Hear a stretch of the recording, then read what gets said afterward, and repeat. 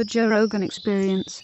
You know, the Russians got a bunch of them for their rocket program. Oh, hell, the Egyptians did. Yeah. The Egyptians were trying to create a delivery system to drop bombs into Israel, and then Ben-Gurion started having these Nazi scientists try to have them assassinated. They were mailing, the Mossad was, are you familiar with this? No. The Mossad was mailing package bombs into Egypt and throughout Europe trying to kill these German scientists, and they were all German Nazi rocket guys that were working for Egypt, and Egypt wanted to go blow up Israel. This is into the 60s. Wow. So they're still trying to find ways to kill the Jews. And they're like, oh yeah, we'll go work for you, Egypt. You know, so it's... You know what's crazy is how fucking technologically advanced the Germans were. So far ahead of us. It's so amazing. And to this day, you drive a BMW and you go, whoa. Like, you motherfuckers are on point. Yeah. Like, you, I'm driving you know what a you're Chevy doing. Malibu right now, and I'm like, ew. Drive a Corvette. Get a Yeah. new Corvette. They're pretty fucking badass. It's all in what you buy. But I mean, there's German engineering in the 80s was fucking phenomenal. I mean, if you drove a German car from the 1980s and an American car from the 80s, it's like there's no comparison. Yeah. You know, I have a 1991 Porsche, and it's a fucking piece of engineering, man. It's a marvel of engineering. I mean, it's not fast like a modern car, but when you compare like the build quality and how they constructed it and how it's put together in comparison to a fucking Dodge Daytona from 1990. That's a hunk of shit.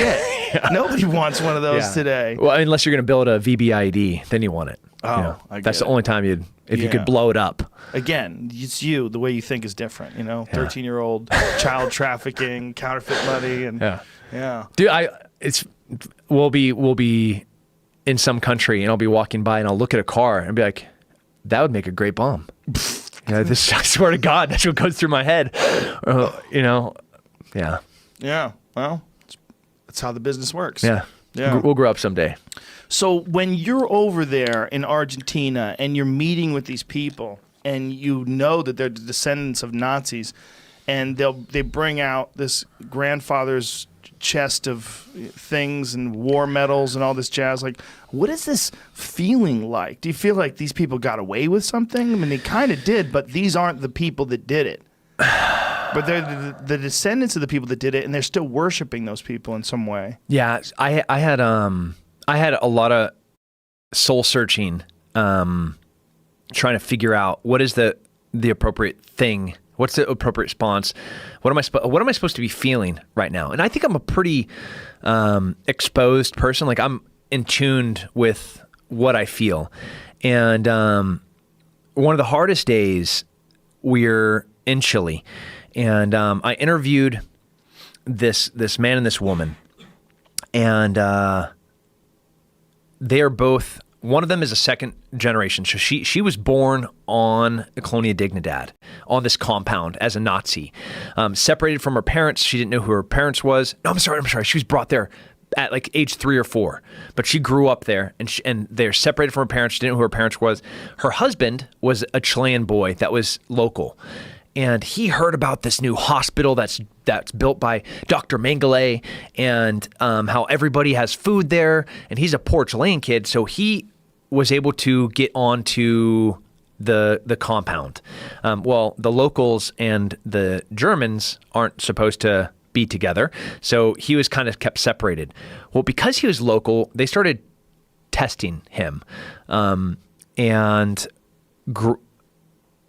it got really violent and disgusting. By the time he is a teenager, he's being thrown out of windows, having his bones broken, being nursed back to health, being set on fire, being nursed back to health for like 10, 15 years. He finally talks what will be his future wife into escaping with him. And they sneak out in a cheese truck because one of his friends, when he was a Chilean kid, grew up to be a police officer in a nearby, and he was able to get a letter out to them, be like, please come help us. And they came in to do a health inspection, and they hopped inside of this cheese truck, and they got away. So I'm talking to this guy, and he's telling me about the things that happened to him. And I'm not going to get into it. I mean, but they were the most horrible things that could happen to a little boy that you could imagine. You know, beyond rape, beyond being burnt alive, beyond being broken. I mean, for years and years and years. And I'm shaking because I'm in Afghanistan and they threw some acid on some kids, and I found those guys and I killed those guys because that's what you do when you hurt little kids. I got a soft spot for people that can't take care of themselves, that can protect themselves. I think every real human isn't going to let anything weaker them ever get hurt in front of them. And so I'm shaking listening to this story, and I was like, and I know I have to go back to Colonia Dignidad the next day and put on like I'm a tourist guy hosting a travel show. And that was our disguise to get in there, was like, oh, this is a beautiful Bavarian village. You can come here. That was our little way in. And I was just going to go in and destroy that whole entire place. That was my plan. And the guy's looking at me and he's like, I see your anger, and I was like, yeah, I'm going to go hurt all of them. He's like, no, no more pain. And I was like, okay, what's going on? And he looks at his wife and he goes, she saved me. Every time that I was burnt, every time that I was broken, it was just love. That's how I got out. That's why we're alive today. And we're going to die of old age together with the woman that I fell in love with on this colony. The only thing that matters is love. And I was like, God damn, I like you, but I still want to go hurt all of those people. So it's like. So these people that were doing this to him, what was their objective? They wanted to understand, so the same test that Joseph Mengele was doing in Germany in 1943, he's now doing in Chile in 1953. He just has a different population to test. They're not Jesus Jews. Christ. They're Chilean boys. And they're strong and they're wiry and they need less food. They're not like I'm using quotation marks, the cockroach Jews that you just couldn't kill. These were young, strong Browns. Like these are their words verbatim that I'm using. And it's like, yeah, I want to tear your guys' faces out and stick soldering irons in your ear because you guys are so evil. But then I'm the same as them. So I was just real torn. I didn't know what to do. I just wanted to kill them all. Well, it's the worst aspects of human beings is this desire to hurt people that are weaker than you and torture them, and this just coming into contact with that, and then some guy who has this most beautiful response to it. Yeah. Love saved me. I just want to die. Oh, fuck. You're man. a better human than I. So I never knew how to respond to these things. I wanted to, every time I'd see a new SS medal or I'd see, like this, the cross that they won for valor, like crazy, the equivalent of Medal of Honors these guys have in their parlors. I'm like, these were Nazis. You realize your grandpa is, yes. Total pride swelling in their chest. I was like, I want to crack you in the face, dude. So how did Mengele die? Did he die of old age? Of old age. He died on a beach in Brazil. His journal was found on the beach in Brazil. Motherfucker. Yeah. Married a beautiful Brazilian girl. Wow. Mm-hmm. Adolf Eichmann. He got snatched by the Mossad in Argentina. Skorzeny, he died of old age. Actually, in the 60s, the Egyptians, when they're trying to build that rocket program to annihilate Israel, Skorzeny started working for the Mossad, but he didn't really know it. They were paying him millions and millions of dollars to hold these parties for what he thought was the rise of the Fourth Reich. Whoa. Yeah, so he was bringing in like Mercedes and Crush Steel, these massive billion-dollar corporations for the time. He was hosting these soirees and talking and having other high-level Nazis that were still alive come in, and he was just really being used by the Mossad to try to figure out who was facilitating this Egyptian rocket program. So they just were putting on these parties to kind of get everybody together so they could keep tabs on everybody and figure out who's who. That's what the Mossad was doing. Yeah. He was doing it with the intent of making the Fourth Reich. Yeah, rising the Fourth Reich. So the Mossad did this, and then what did they do once they figured out who was who? Finally, I don't like this part because I like just killing bad people. They figured out that the big problem with the delivery system for the Egyptians in their missile program was the navigation system. And they were trying to hire a whole bunch of these experts to come work for this program. And they diplomatically kind of went behind the back and they got all of this really the only experts in the world. They prevented them from going and traveling to and work for Egypt. So they kind of diplomatically ended the development of the delivery system for their warheads. So that's how they handled it. After they poisoned some people and they sent some mail bombs and they kidnapped a guy and tortured him and killed him. So, Fuck. Yeah. Real torture, not fake torture. It's amazing how few people know about the Nazi escapees that went to South America. It's amazing how when this comes up, it's relatively unknown. I mean, your show has done a lot to shed some light on it, and I've read some articles about Nazis that escaped to South America, but it's not common knowledge. No, by design. I mean, when you're down there, there's a shroud of silence. You're not supposed to talk about these things. It takes a long time for me to get an interview with a guy. It takes a long time for building rapport. I mean, we're talking like I have some pretty high level people working with me, special operations from every single branch, to include the CIA, Army Special Forces, and we are pulling out every trick in the book to try to get these people to talk to us, to include bribing them, and it's hard. So they still don't talk about it to this day. Did you have to bring in German-speaking people? Yeah, a lot of time. Wow. I mean, what can be done? I mean, obviously, there's not the same people, right? There's the people that benefited from the people that went down there. I don't know. So you're talking about like third generation removed. Yeah. But what could be done? It's kind of the damage is done, right? Yeah, but that's a lot of damage. What can be done is the ideas can die. The ideas of fascism, the ideas of racism, those things we can kill. Right. But are those ideas? Those ideas being fostered in these communities? Yeah, I think yes. Yeah, they're being cultivated. Oof. Yeah, because like you experienced it. Yeah. Yeah, I mean, if I'm a white guy walking down the street, I am a higher degree than the locals. Right. You know, like I can go and shop in some places that they can't. I can go in and sit down and have a meal in some places that they can't. I'm being greeted on the street, Guten Morgen, you know, like not the brown dude next to me. He's not. And his kid definitely can't date the blue-eyed blonde girl at the high school. Wow. That's not allowed. So they basically created these little colonies. Yeah. Nazi colonies in South America. Yeah. Did you Google Colonia Dignidad? Yeah. Did you? You will have nightmares. Dude, I'm freaking out right now. It's nightmares. It's crazy how many people got away with it. That Joseph Mengele died on a beach. Mm-hmm. That's with a hot Skorzeny. Brazilian wife. I mean, that one hurts me because he's a guy like me, just on the ops. Because he's a special operations guy. He was an SS.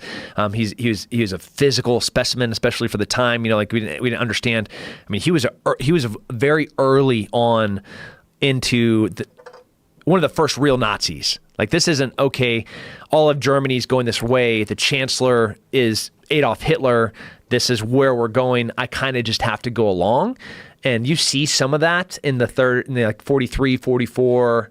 Now it's okay. We might be losing this war. Now it's not so in vogue. But when you got guys in like 1939 that are talking eugenics and, higher calling for breeding and segregation early on, you're like, I don't like that guy. I'm going to beat him to death with my hands. But he's massive, so it'd be a pretty good fight. Yeah, it was there we go. Reformed Nazi cult trying to, what does it say, Jamie? What's the full title? Full Nazi cult. What is the So that's just a marketing thing, because it's still the same place. Reformed Nazi cult trying to open its colony to tourism. And where is this? That's in Chile. Yeah, I spent a lot of time there, right there. How they made a movie man. about it. So that's current day right there. Jesus Christ. That's Lederhosen. So strange. It's freaking gorgeous, though. It is Shangri-La. Yeah, German flag flying. Wow. They've tried to hide the Nazi things that they've had. I had dinner right there. Look at them all. I know up that like guy Germans. on the left. Do you really? Yep. Yep. What's that, bro? We talked in the butchery. There he is right now, jacuzzi. Hi. Yeah. So I had this guy with me, Mike Simpson. He works with me at Sheepdog Response. He's a doctor. He was a ranger that became a Green Beret that then went to medical school and then came back to special operations for the rest of the war. And he's our director of training for Sheepdog Response. He was with me. He and I both speak Spanish when we were down there. But they didn't know that he was a doctor, and they didn't know that we spoke Spanish, and they didn't know that our translator that looked very Chilean could also speak German, perfect German. She translates for Porsche. So they thought that they could have all these little conversations with the stupid, hairy-handed Irish guy hosts from the tourism channel and they could get away. Well, we understood everything that they're saying. What were they saying? So one of our tour guides was formerly a nurse in the hospital that they closed down. And we stole one of their little ID cards to get into that hospital, and we stole a bunch of documents of them documenting them torturing little kids. In the hospital? In the hospital. None of this made the air because there's so much litigation going on where all of these victims of Colonia Dignidad are suing Via Bavaria. And what time period are you talking about when they were torturing kids? Like, when was this? 60s to 90s. Wow. And so this is essentially Nazis and the ancestors of Nazis carrying on those practices in secret. Yeah. Jesus Christ. It's crazy. Man, so this isn't just people that got away with it and then their ancestors moved here and they evolved and changed and So what do you do with adapted. that place? You saw the pictures. I mean, that place is worth maybe $100 million. And they bought that with Nazi money. What do you do with that? Where does that go? Where does that go? I don't know. I mean, the Nazi money, we're talking melted fillings from Jews' mouths. We're talking wedding rings off of Jews' fingers. They bought that land with that money. And it's gorgeous. Jesus Christ. And they have a German colony there. What? I don't know. I don't know what the right answer is. I mean, how does Chile feel about it? Chile has been in a tough position because of the amount of power that they have had there. So in the 60s, they were at behest of the president. They were bringing in people that disagreed with the dictator, and they were torturing them, and they were getting that information and giving it back to the president. Well, that went on for like 10 years. And so the Nazis were doing that for... Yes. Okay. For, oh my God, I cannot believe I remember. Whoever the dictator was at the time. But I'm so embarrassed. I can't remember his name right now because it's around the tip of my tongue. Anyways, but that information they also had. So not only the information went back to the president that he could use against his rivals, but they also had it.